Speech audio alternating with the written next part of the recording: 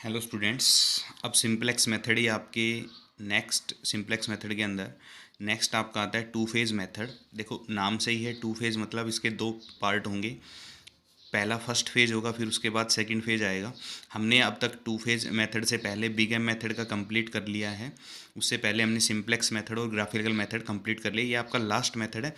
इसके बाद एक छोटा सा मेथड और है, वो सिर्फ मैक्सिमाइजेशन टू मिनिमाइजेशन करने के लिए ये दिया हुआ है, या फिर कुछ वैल्यू ट्रांसफॉर्म करने के लिए दे रखा है। वो छोटे से मेथड हैं सिर्फ। मेन ये आपकी लास्ट टॉपिक रहेगा, ये इस यूनिट का जो मेन टॉपिक है। नोट वन, क्या कैसे सोल्व करना है, तो इसके पहले सारे दिए हुए हैं, तो इसलिए मैंने नोटबुक में नहीं बनाए हैं। अजाइन ए कोस्ट -1, आपको कोस्ट -1 देनी है ऑब्जेक्टिव फंक्शन के अंदर to each artificial variable. Big M method में हम आर्टिफिशियल वेरिएबल को क्या कोस्ट देते थे, -(m). अब हमें क्या देना है, -(1) and a cost 0 to other variable. जो भी आपके पास स्लैक या सरप्लस वेरिएबल ऐड होंगे उनमें क्या कोस्ट देनी है, आपको 0 देनी है to the all other variable in place of their original cost. जो भी ओरिजिनल कोस्ट हैं, जो भी अदर वेरिएबल आपके पास दिए हुए होंगे, उन वेरिएबल की कोस्ट आपको क्या देनी है, 0 देनी है। किसके अंदर, ऑब्जेक्टिव फंक्शन के अंदर। इसका मतलब क्या हुआ कि सरप्लस, उसके बाद हमने जो भी स्लैक वेरिएबल यूज किए, या फिर जो अदर वेरिएबल जैसे ऑब्जेक्टिव फंक्शन के अंदर दिए हुए हैं 2(x1 + 3(x2), तो इनकी जगह हमें उनकी कोस्ट क्या देनी है, 2(x1) की जगह 0(x1), 2(x2) की जगह क्या देंगे, 0(x2). इस तरीके से solve the auxiliary problem by simplex method. Simplex method से ही सोल्व करना है until either of the following 3 possibility do arise. यदि 3 पॉसिबल आपके पास अराइज होती हैं, क्या कि आपके पास maximize of Z dash less than 0 आता है, and at least one artificial variable appear in the optimum basis at a positive level. In case not proceed to phase second, हम सेकंड फेज पे नहीं जाएंगे यदि आपका maximize of Z less than 0 आ जाता है और एक आर्टिफिशियल वेरिएबल जो बेसिक आपके पास वेरिएबल्स होते थे उनके अंदर यदि एक आर्टिफिशियल वेरिएबल आ जाएगा, तो हम सेकंड फेज के अंदर नहीं जाएंगे।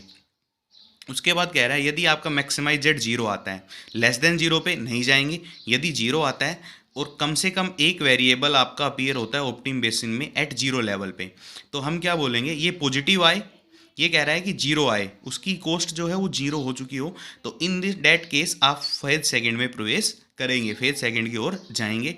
उसके बाद कह रहा है मैक्सिमाइज ऑफ जेड यदि 0 है and no artificial vectors appears in the optimum basis, in this case also proceed to phase second. बस एक केस में हमें फेज सेकंड में नहीं जाना है। वो कौन सा फेज है, जब आपका मैक्सिमाइज ऑफ जेड क्या आ जाए, 0 से छोटा आ जाए, और जो भी ऑप्टिमम बेसिस में आर्टिफिशियल वेरिएबल बचे, आपका मान लो A1 बच रहा है, A2 बच रहा है, वो भारी नहीं हुआ, तो वो बाहर नहीं हुआ, तो उसका लेवल पॉजिटिव लेवल है, मतलब उसके सामने जो कोस्ट दे रखी है उसकी 3 आ रही है, 2 आ रही है, मतलब जो पॉजिटिव आ रही है, तो हम फेज सेकंड में नहीं जाएंगे। इन दो केस में हम फेज सेकंड में जाएंगे जब आपका मैक्सिमाइज ऑफ जेड क्या है, इक्वल टू 0। पहली कंडीशन तो 0 आना चाहिए। दूसरी, अगर आर्टिफिशियल वेरिएबल अपीयर नहीं हो रहा है तो भी चले जाएंगे। यदि अपीयर हुआ तो वो कैसा होना चाहिए, 0 होना चाहिए। उसकी जो कोस्ट है वो क्या आनी चाहिए, 0 आनी चाहिए। उसके बाद ही हम क्या करेंगे, फेज सेकंड के अंदर जाएंगे। तो ये 3 आपके पास रिजल्ट दे रखे हैं। तो सिंपल सी बात थी अपने पास कि मैक्सिमाइज जेड यदि इक्वल टू 0 आएगा तभी हम फेज सेकंड की ओर बढ़ेंगे। अगर वो लेस देन 0 आ रहा है तो हम फेज सेकंड की ओर नहीं जाएंगे। देखो भाई, use two phase simplex method, आपके पास लिखा मिलेगा two phase simplex method to solve the problem. देखो मिनिमाइज ऑफ जेड दिया है, तो सबसे पहले सिंप्लेक्स का तो हमें पता है कि मैक्सिमाइज ऑफ जेड में क्वेश्चन होना चाहिए। तो मिनिमाइज को मैक्सिमाइज में कन्वर्ट करने के लिए क्या करेंगे, माइनस से इसको क्या कर देंगे, मल्टीप्लाई कर देंगे। तो मिनिमाइज ऑफ जेड दिया हुआ है x1 -2(x2 -3(x3), तो ये ऑब्जेक्टिव फंक्शन दे दिया, ये कंस्टेंट्स दे दी। Subjected to the constants -(2)(x1 +(x2 +3(x2 3)(x3 = 2), तो यहाँ पे आर्टिफिशियल वेरिएबल का यूज होगा। 2(x1 + 3)(x2 + 4)(x3 = 1। इक्वलिटी दी हुई है तो यहाँ पे आर्टिफिशियल वेरिएबल यूज होंगे, और x1 x2 x3 > क्या दिया हुआ है, 0 दे रखा है। तो सबसे पहली बात, मैक्सिमाइज ऑफ जेड डैश में कन्वर्ट करने के लिए आप क्या करोगे, इसको नेगेटिव से मल्टीप्लाई करोगे, तो -(x1 + 2)(x2 और प्लस ऑफ कितना हो जाएगा, 3(x3). Subjective to the constants, यहाँ पे आपके पास क्या होगा, +(a1 पहला आर्टिफिशियल वेरिएबल ऐड कर दिया, -2x1 plus of x2 plus 3 of x3 plus of a1 equal to 2। यहाँ पे क्या आ जाएगा, plus of a2 equal to 1, where x1 x2 x3 a1 a2 greater than equal to 0। सबसे पहली बात फेज 1 में था कि जो भी आर्टिफिशियल वेरिएबल उसकी कॉस्ट -1 रखेंगे, बाकी सबकी 0। तो 3 वेरिएबल आपके पास अलग से हैं, x1 x2 x3, और 2 आर्टिफिशियल हैं a1 a2। तो इनकी कॉस्ट रखी हमने क्या, -1, बाकी वेरिएबल की कॉस्ट क्या रख दी हमने यहाँ पे 0। तो ऑब्जेक्टिव फंक्शन क्या बन गया आपके पास, इसको लिखते हैं auxiliary LPP is maximize of z dash, क्या आया 0x1 0x2 0x3 minus of a1 and minus of a2 subjected to the constants, जो कंस्टेंट्स है वो लिख दी, and x1 x2 x3 a1 a2 greater than equal to 0। तो सीधी सी बात है, बेसिक वेरिएबल में सिर्फ 2 ही वेरिएबल आएंगे, क्योंकि आपके पास आर्टिफिशियल वेरिएबल a1 और a2 2 ही आए हैं बस। तो a1 और a2 CB कॉस्ट क्या आएगी, a1 और a2 की ऑब्जेक्टिव फंक्शन से उठाओ -1 उसके बाद XB जितने भी BJ हैं वो लिखेंगे 2 और 1, ये सारी चीज़ें सेम ही है हर एक के अंदर। x1 x2 x3 a1 और a2, x1 के कोफिशिएंट -2 और 2, x2 के कोफिशिएंट 1 और 3, x3 के कोफिशिएंट 3 और 4, और a1 का कोफिशिएंट 1 और 0 आएगा, इसमें 0 और क्या आ जाएगा, 1 आ जाएगा। उसके बाद क्या किया, उसके बाद CJ लिख दिए, CJ क्या आएंगे 0 0 0 -1 लिख दिया सारा। तो देखो यहाँ पे जब हम करेंगे तो सबसे पहला काम आपका क्या है, डेल्टा J निकालना। तो यहाँ से Z डैश निकालेंगे, Z डैश की वैल्यू क्या होती है, इन दोनों की मल्टीप्लाई करके ऐड कर दो, 2 into -1 minus of 2, minus of 1 into -1 -1, -2 -1 कितना आ गया, -3। अब आ जाओ यहाँ पे डेल्टा ऑफ 1 निकालेंगे, डेल्टा ऑफ 1 कैसे निकलेगा, इन दोनों की मल्टीप्लाई करो, माइनस ऑफ दिस कर दो, तो -1 -2 2 हो गया 2, और ये आपके पास आ गया कितना, -2 2 -2 0, और 0 -0 कितना आ गया आपके पास, del 1 0। इसी तरह से -1 और 1 कितना हो गया, -1 और 3 कितना हो गया, -3, दोनों ऐड करेंगे -4, और -0 कितना आ जाएगा आपके पास, -4। इसी तरह यहाँ पे आएंगे तो -3 प्लस -4 -7, और -0 कितना हो गया, -7। a1 की निकालेंगे तो यहाँ से -1, और ये आपके पास कितना आ गया 0, और ऊपर भी माइनस, और माइनस ऑफ -1 कितना हो गया, +1, तो -1 + 1 कितना 0, ये भी आपके पास क्या आ गया, 0 आ गया। तो यहाँ से मोस्ट ऑफ नेगेटिव देखना है आपको, सबसे छोटी वैल्यू ये वाली है, तो ये इनकमिंग वेक्टर होगा, और आउटगोइंग वेक्टर निकालेंगे मिनिमम रेशियो निकालने के बाद। तो XB से इस कॉलम को क्या कर देंगे, डिवाइड कर देंगे, तो कितना आ गया आपके पास 2/3, और कितना आ गया 1/4, 2/XB/X3, तो 2/3 एंड 1/4, तो मिनिमम कौन है 1/4, तो ये वाली क्या हो जाएगी, आउटगोइंग रो क्या निकली, A2, आउटगोइंग वेक्टर भी बोल सकते हो, A2 बाहर निकल जाएगा, और A2 की जगह आ जाएगा क्या, X3। तो A1 ये आ गया, यहाँ पे आ गया X3। अब की एलिमेंट बनाओ, की एलिमेंट बन गया क्या 4 को हमने क्या बनाना है, 1 बनाना है। तो क्या करेंगे, यहाँ से स्टार्ट करेंगे, इस पूरी रो को 4 से क्या कर देंगे, डिवाइड। तो ये हो गया 1/4 2/4 3/4 4/4 1 0/4 एंड 1/4, तो 1/4 1/4 3/4 1 0 और 1/4। कॉस्ट देखेंगे, x3 की क्या कॉस्ट है आपके पास 0, तो यहाँ पे x3 की कॉस्ट कितनी आ जाएगी 0। अब x3 0 हो गया, ये 1/4 बन गया। अब क्या करना है कि हमने इसके ऊपर नीचे के क्या बनाने हैं, 0 बनाने। तो इस वाली की हेल्प से हम बनाएंगे 0, इस वाली रो की हेल्प से क्या बनाएंगे, इसको 0 बनाएंगे, नीचे वाली को भी क्या बनाएंगे 0। तो इस वाली की हेल्प से इसको 0 कैसे बनाएंगे, यहाँ से इस वाली को देखो, यहाँ पे 3 रखा हुआ है, यहाँ पे आपके पास 3 है, यहाँ पे 1 है, तो क्या करोगे, इसको 3 से मल्टीप्लाई करो, और दोनों को आपस में क्या कर दो, सबट्रैक्ट कर दो। तो 3 से मल्टीप्लाई करेंगे तो पहले क्या हो जाएगा, देखो 3 से मल्टीप्लाई करेंगे तो ये हो गया कितना 3/4, और 2 में से माइनस करना है तो कितना आ जाएगा आपके पास 5/4, 2 - 3/4 कितना हो गया 8 माइनस आपके पास 3, 8 - 3 कितना हो गया 5/4। इसी तरह से ये आ जाएगा कितना -7/2, ये आ जाएगा कितना -5/4, ये आपके पास 0 बन जाएगा, ये आपके पास 1, ये आ जाएगा -3/4। अब इस 7 को बनाना है, 7 को बनाने के लिए आप क्या करोगे, इस वाली को 7 से मल्टीप्लाई करो, और दोनों को आपस में क्या कर दो, ऐड कर दो। तो 7 से मल्टीप्लाई किया तो ये हो गया 7 × 21 -21, और इन दोनों को आपस में करेंगे ऐड। तो इन दोनों को ऐड करेंगे तो कितना आ जाएगा आपके पास, ये हो गया 21, और ये हो गया आपके पास कितना 7 से मल्टीप्लाई किया हुआ है इसको, तो 7/4। तो कितना आ जाएगा आपके पास, ये -5/4, ये 7/4, ये 5/4, ये हो जाएगा कितना 0। तो अब देखोगे आपके पास क्या आया, ये सारे पॉजिटिव आ गए ना, आपके पास पॉजिटिव क्वांटिटी मिल गई, कोई भी नेगेटिव क्वांटिटी नहीं है, तो यहीं पे आप क्या कहोगे, आपका ऑप्टिमम बेसिस मिल गया। लेकिन अब हमें फेज 2 में जाने की जरूरत है या नहीं है, तो वो डिसाइड करेगा ये आपका क्या, maximize of Z dash. Maximize of Z dash क्या आ रहा है आपका, लेस देन जीरो। तो लेस देन जीरो जब भी आएगा तो हम फेज सेकंड के अंदर नहीं जाएंगे, तो आपका यही क्या हो गया, आपका optimum solution. There is no need to enter phase second. Next देखो, यहाँ से सीखेंगे हम फेज सेकंड में कैसे जाया जाता है। तो क्या है आपके पास, देखो solve the problem. Minimize of Z कितना दिया हुआ है, 15/2 x1 minus 3 subjected to the constants 3 minus of x2 minus of x3 greater than equal to 3 और x1 minus x2 plus of x3 greater than equal to 2। तो क्या होगा यहाँ से,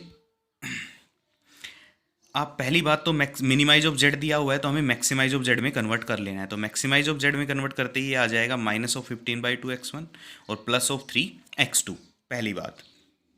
दूसरी बात क्या है कि अब हम देखेंगे कि यहाँ पे आर्टिफिशियल यूज होगा या सरप्लस यूज होगा, स्लैक होगा या दो वेरिएबल यूज होंगे। तो आप देखोगे कि स्लैक वेरिएबल सिर्फ लेस देन इक्वल टू वाले केस में यूज होते थे, तो यहाँ पे लेस देन इक्वल टू है नहीं, तो स्लैक का कोई यूज नहीं होगा।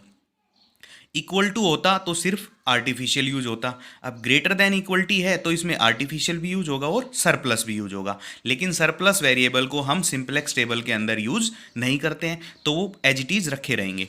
तो क्या हुआ, पहले तो सरप्लस वेरिएबल सब्ट्रैक्ट हो जाएगा, तो माइनस ऑफ कितना हो जाएगा यहाँ से s1 और plus of a1 artificial variable use हो जाएगा, इक्वल टू कितना आ जाएगा 3। तो कितना बन गया 3 of x1 minus of x2 minus of x3 और minus of s1 surplus subtract हुआ और plus of a1 artificial use हुआ, equal to 3। Same method big M वाला, x1 minus x2 plus of x3 minus of s2 surplus subtract plus of a2 artificial add, equal to 2।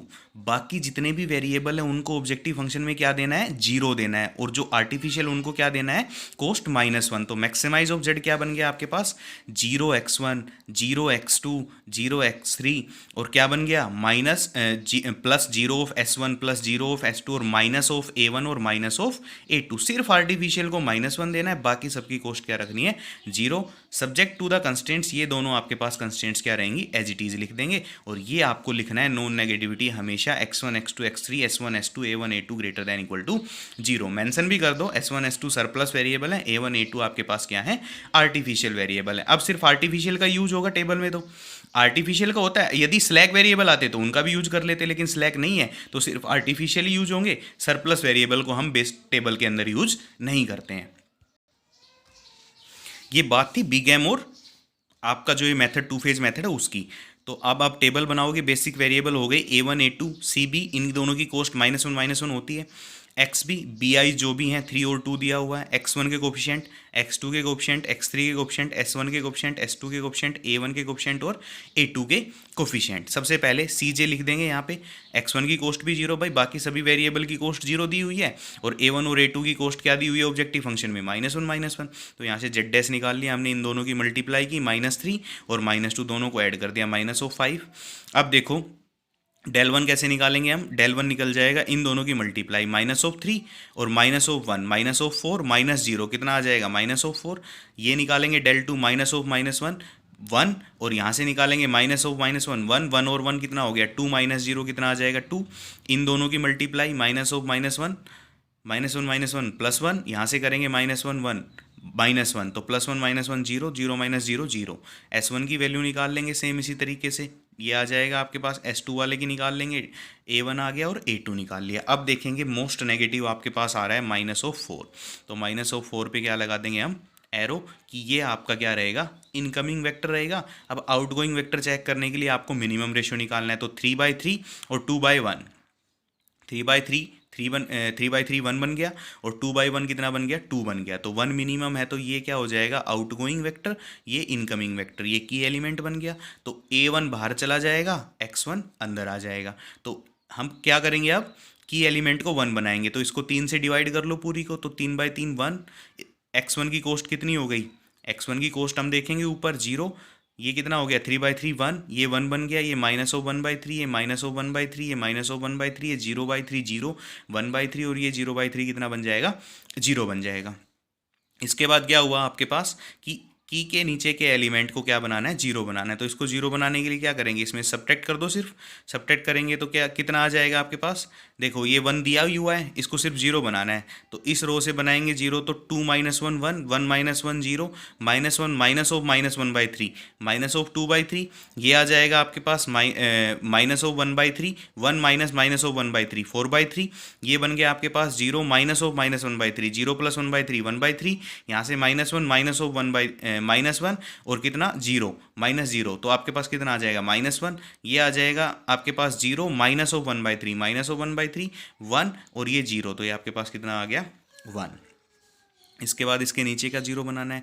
ये zero बनाने के लिए क्या करेंगे, इस वाली को चार से मल्टीप्लाई करो और दोनों को क्या कर दो, आपस में फिर ऐड कर दो। तो जैसे ही इसको जीरो बनाएंगे, चार से मल्टीप्लाई किया इसको हमने, चार से मल्टीप्लाई करेंगे तो चार आ गया, यहाँ पे चार आ गया, और यहाँ पे देखो कितना दिया हुआ है आपके पास, जैसे ही यहाँ पे चार लिखेंगे तो आपके पास कितना आ गया, माइनस ऑफ फाइव, और इन दोनों को क्या करना है हमने, सब्ट्रैक्ट करना है। कितना दिया हुआ है आपके पास, ये चार से मल्टीप्लाई करने पे माइनस ऑफ फाइव, ये आ गया माइनस ऑफ फोर, तो कितना आ गया आपके पास, minus of minus four plus of four, minus one बनेगा, तो जेड डैश की वैल्यू आ गई माइनस वन।